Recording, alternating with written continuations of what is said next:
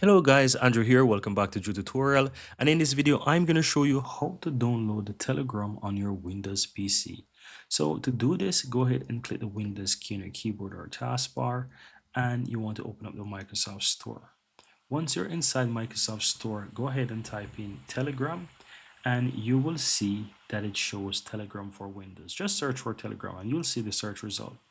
Now you want to scroll down a bit, and here you can find Telegram for Windows, Telegram Desktop. Choose whichever one you wish.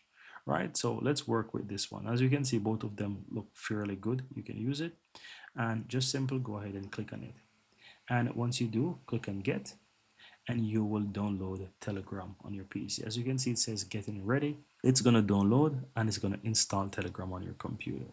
Now it's 90% done, 100%. I'm gonna click on open, and you will see that it opens up Telegram on my computer. And so here I can say start message. And from here, you need to open Telegram on your phone, scan that QR code. I honestly am not sure if I have it still installed on my mobile, but I'm gonna try regardless. Let me just quickly search. Telegram I do, so I'm going to open it so that you can see. And I will need to basically open up, scan a QR code. So here you can see that it actually gives you full details of what you need to do. So you need to open up Telegram.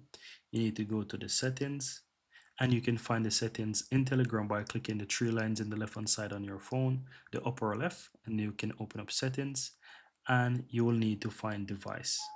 So click on device in the list on your phone, and you will see the option where it basically says link desktop device. You will find that blue button on your phone, and you need to click on that.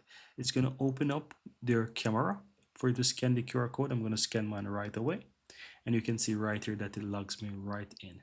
And that's it, guys. Very easy and very simple. So that's how you sign into Telegram on your phone. So if you're looking to download Telegram on your PC, guys, that's how you can easily do it. Very easy and very simple.